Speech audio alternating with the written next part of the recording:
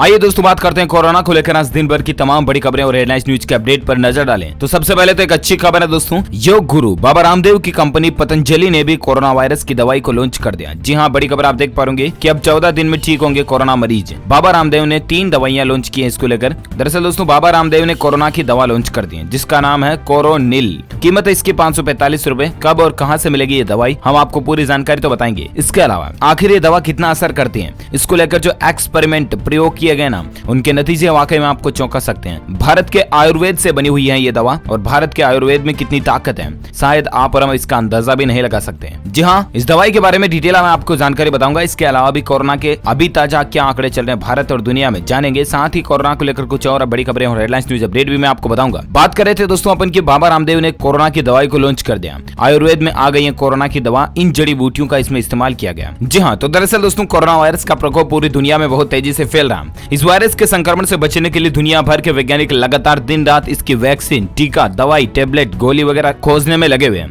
लेकिन इसी बीच बाबा रामदेव ने मंगलवार को कोरोना वायरस के इलाज के लिए आयुर्वेदिक दवा को लॉन्च कर दिया। इस दवा का नाम है दोस्तों CORONIL यानी कि कोरोनिल। बाबा रामदेव ने एक प्रेस कॉन्फ्रेंस में कहा कि जिस दवा का इंतजार सारी दुनिया कर रही है उसे हमने तैयार कर लिया। उन्होंने ये भी बताया दोस्तों कि इस दवा का क्लिनिकल ट्रायल कोरोना वायरस से संक्रमित 100 मरीजों पर हुआ जिसमें 3 दिन के अंदर ही 69% लोग ठीक हो गए। अब दोस्तों सवाल ये आता है कि आखिर आपको ये दवा कहां मिलेगी। तो प्रेस कॉन्फ्रेंस में बाबा रामदेव ने बताया कि ये दवा 7 दिन के अंदर पतंजलि के स्टोर पर मिलने लगेगी और सोमवार को एक ऐप भी लॉन्च होगा जिसकी मदद से लोग ऑनलाइन दवाई ऑर्डर कर पाएंगे। वहीं एप्लीकेशन के जरिए इस दवा की डिलीवरी सिर्फ 2 घंटे में हो जाएगी। इस दवा की कीमत है तकरीबन 550 रुपए। कोरोनिल दवा को बनाने में किन किन चीजों का इस्तेमाल किया गया दोस्तों, तो मीडिया रिपोर्ट्स के मुताबिक इस आयुर्वेदिक दवा को बनाने में गिलोय, तुलसी, अश्वगंधा, स्वासारी रस और अणु के तेल का इस्तेमाल किया गया। पतंजलि के CEO आचार्य बालकृष्ण के मुताबिक इस दवा को बनाने के लिए विज्ञान के फॉर्मूले का इस्तेमाल किया गया। इन फॉर्मूले की मदद से इस आयुर्वेदिक दवा को तैयार किया जा सका। इस दवा को लेने कैसे हैं, तो दरअसल आचार्य बालकृष्ण जी कहते हैं कि इस दवा को दिन में 2 बार यानी कि सुबह और रात में लिया जा सकता है।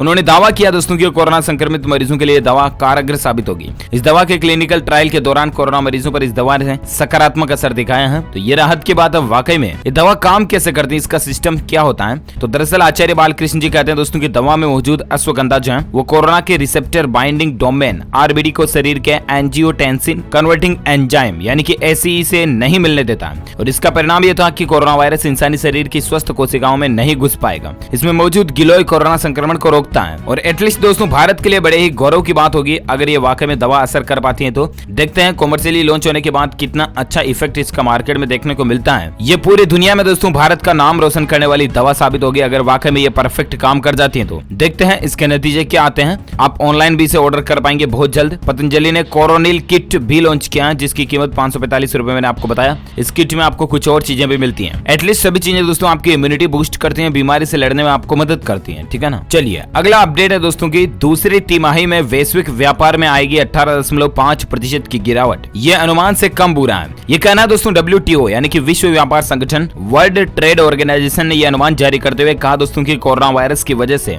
हालात इससे भी बुरे हो सकते थे। WTO ने कहा कि पहली तिमाही में विश्व वस्तु व्यापार में करीब 3% की गिरावट आई थी और ये इससे भी कम हो सकती थी, लेकिन कुल मिलाकर के कोरोना की तबाही उतनी ज्यादा नहीं हुई, तो ये राहत की बात है। और इसी बीच खबर है दोस्तों की कोरोना वायरस से लड़ने के लिए शरीर में विटामिन C की सही मात्रा होना जरूरी है। इन फ्रूट से आप भी इस जरूरत को पूरा कर सकते हैं। तो दरअसल दोस्तों शरीर में आपके बॉडी में जो है ना विटामिन C पर्याप्त मात्रा में बना रहना चाहिए, बराबर रहना चाहिए। इसके लिए कई सारे सोर्स हैं जैसे कि आप नींबू खाइए, संतरा खाइए, हरी मिर्च खाइए, पालक खाइए, सब्जी खाइए, शिमला मिर्च खाइए। स्ट्रॉबेरी में भी विटामिन C भरपूर मात्रा में होता है, यह आपकी इम्यूनिटी को भी मजबूत करता है। इसके अलावा स्ट्रॉबेरी में विटामिन A भी होता है जो कि शरीर को इन्फेक्शन से बचाने में मदद करता है। इतना ही नहीं, यदि आप नियमित रूप से स्ट्रॉबेरी खाएंगे तो इससे आपके शरीर को कई और भी लाभ भी मिलते हैं। कीवी होती है, रोजाना 2 कीवी खाने से आपको 137.4 मिलीग्राम विटामिन C मिल सकता है। इसके अलावा यह फल पोटेशियम और कॉपर से भी भरपूर होता है जिसके कारण ये आपकी इम्यूनिटी को मजबूत करता है और वायरस से इन्फेक्शन से बचाने में मदद करता है। टमाटर खाइए, टमाटर का जूस पी सकते हैं आप। टमाटर में लाइकोपीन और एंटीऑक्सीडेंट्स के गुण पाए जाते हैं। हालांकि टमाटर में भी विटामिन C का बेहद अच्छा स्रोत माना जाता है। एक कच्चे टमाटर में तकरीबन 20 मिलीग्राम विटामिन C होता है और ये इम्यूनिटी को मजबूत करने में भी मदद करता है, शरीर को इन्फेक्शन से भी बचाता है। तो इस तरह से आप विटामिन C की चीजें खाते रहिएगा और अपनी बॉडी को बनाते रहिएगा। कोरोना वायरस से लड़ते रहिएगा। इसी बीच खबर है दोस्तों की भारत में अभी तक के आंकड़ों की बात करें ना तो अब तक 4,41,000 केस हो चुके हैं। पंजाब में 50% कैपेसिटी के साथ होटल और रेस्टोरेंट्स खुलने की इजाजत भी दे दी गई है। बंगाल में 31 जुलाई के पहले स्कूल कॉलेज नहीं खुले जाएंगे। ये बंगाल गवर्नमेंट की तरफ से फैसला लिया गया है, स्टेट गवर्नमेंट की तरफ से। जी हाँ, तो दरअसल दोस्तों आपको बता दें कोरोना को लेकर ताजा आंकड़ों की अगर अपन बात करें ना तो भारत में अभी स्वास्थ्य मंत्रालय के अनुसार टोटल 4,40,215 केस हो चुके हैं। एक्टिव केस की बात करें तो 1,78,014 केस एक्टिव हैं, जिसमें से 2,48,190 केस ठीक हो चुके हैं। टोटल जान जाने वाले लोगों की संख्या 14,011 हो चुकी है। सबसे ज्यादा आंकड़े महाराष्ट्र में चल रहे हैं, जहां टोटल संक्रमितों की संख्या 1,35,796 हो चुकी है। सिर्फ महाराष्ट्र राज्य में दोस्तों 6,283 लोगों की जान जा चुकी है। उसके बाद दिल्ली में 62,000, फिर तमिलनाडु में 62,000, फिर गुजरात में 27,000 संक्रमित लोगों की संख्या है। और इसी बीच अपडेट है दोस्तों कि देश में तकरीबन पिछले 24 घंटों में ही 15,000 नए मामले देखे गए, 312 लोगों की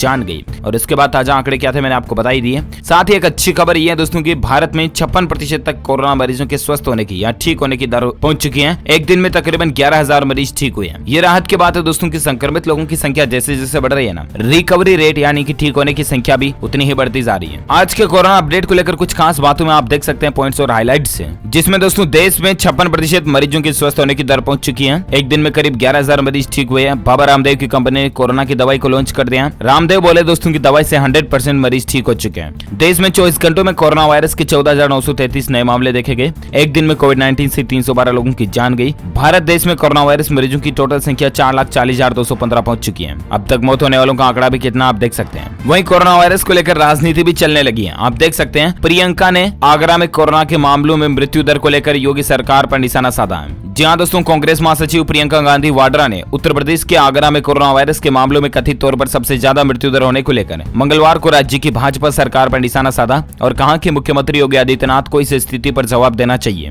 उन्होंने एक खबर शेयर करते हुए ट्वीट किया कि आगरा में कोरोना वायरस से मृत्यु दर दिल्ली और मुंबई से भी ज्यादा है। यहाँ कोरोना वायरस से मरीजों की मृत्यु दर 6.8% है। कोरोना से जान गंवाने वाले टोटल 79 मरीजों में से कुल 35% यानी कि 28 लोगों की मौत अस्पताल में भर्ती होने के 48 घंटे के अंदर ही हो चुकी है। अब दोस्तों ये राजनीति करना शुरू हो चुकी है। कुल मिलाकर कई सारे पॉलिटिशियंस जो होते हैं वो होते ऐसे हैं, उनको हर टॉपिक पर ट्रेंडिंग न्यूज पर राजनीति करना जरूरी होता है। इस बीच अपडेट है दोस्तों कि अरुणाचल प्रदेश में कोविड-19 के 9 नए मामले देखे गए और उसके बाद कुल संक्रमित लोगों की संख्या जो है वो 148 हो चुकी है। साथ ही खबर है दोस्तों की भगवान जगन्नाथ मंदिर के एक सेवायत का भी कोरोना टेस्ट पॉजिटिव निकला। रामदेव ने लॉन्च किया कोरोनिल, अपडेट मैंने आपको बता ही दिया। चलिए इसी बीच खबर है दोस्तों की राजधानी दिल्ली में 36,000 से ज्यादा संक्रमित मामले हो चुके हैं। 2233 लोगों की अब तक दिल्ली एनसीआर में जान जाने की खबर है। जी हाँ, दुनिया की दूसरी सबसे ज्यादा आबादी वाले भारत में कोरोना से संक्रमित लोगों की संख्या लगातार बढ़ती जा रही है। अधिक आबादी के बावजूद दोस्तों भारत में प्रति लाख व्यक्ति पर अगर कोरोना वायरस संक्रमण के मामले देखे जाए ना तो दुनिया में सबसे कम है। स्वास्थ्य मंत्रालय के मुताबिक ठीक होने वाले मरीजों की संख्या 2,48,000 हो गई है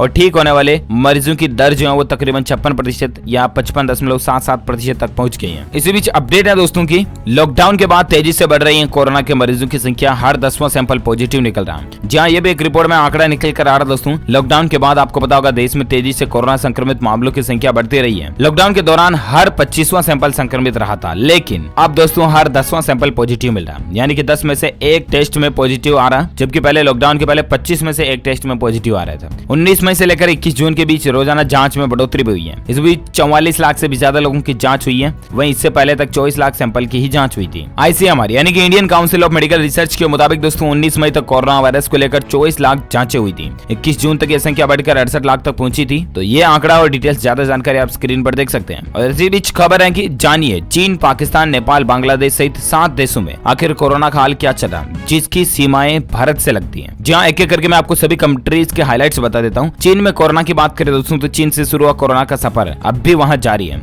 इन दिनों बीजिंग में कोरोना के केस मिल रहे हैं। पिछले 24 घंटों में वहां कोरोना के 22 केस मिले हैं। हालांकि वैश्विक स्तर पर संख्या में काफी कमी है। चीन में कुल केस 83,418 है, कुल मौतें 4,634 हुई। हालांकि ये आंकड़े कितने सच हैं ये तो चीन ही जाने या भगवान ही जाने, क्योंकि चीन कभी सच्चाई की बात दुनिया के सामने रखता नहीं है। बाकी जरा सोचिए एक बार, प्रश्नवाचक चिन्ह खड़ा होता दोस्तों कि जिस देश से ये वायरस शुरू हुआ, जिस जगह से इसकी शुरुआत हुई, वहीं पर 83,000 मामले, कुल 4,000 कुल मौतें। नहीं मतलब ये बात हजम हो जाती है क्या आपको? नहीं होती है ना। यही सवाल देश के कई लोगों के दिमाग में घूम रहा। लेकिन अब चीन पर सख्त कार्रवाई होनी चाहिए। पूरे विश्व के देशों के संगठन को मिलकर चीन पर कोई कड़ी कार्रवाई करनी चाहिए, तभी शायद इसका नतीजा सामने सही रिपोर्ट देखने को मिले। इसी बीच बात करें दोस्तों सबसे बकचोद देश पाकिस्तान की, तो पाकिस्तान में कोरोना के कुल मरीजों की संख्या 1,85,000 से ज्यादा है। पिछले 24 घंटों में ही वहां कोरोना के सारे मरीजों की संख्या के पॉजिटिव केस की बात करें तो 4,500 से भी ज्यादा केस मिले और 89 लोगों की जान भी गई है। पाकिस्तान का सबसे प्रभावित प्रांत सिंध, पंजाब और खैबर पख्तूनख्वा है। पाकिस्तान में कुल केस दोस्तों 1,50,000 हो चुके हैं, कुल मौतें 3,695। नेपाल में कोरोना की बात करें तो नेपाल में कुल केस 9,561 हो चुके हैं, कुल मौतें 23 हुई।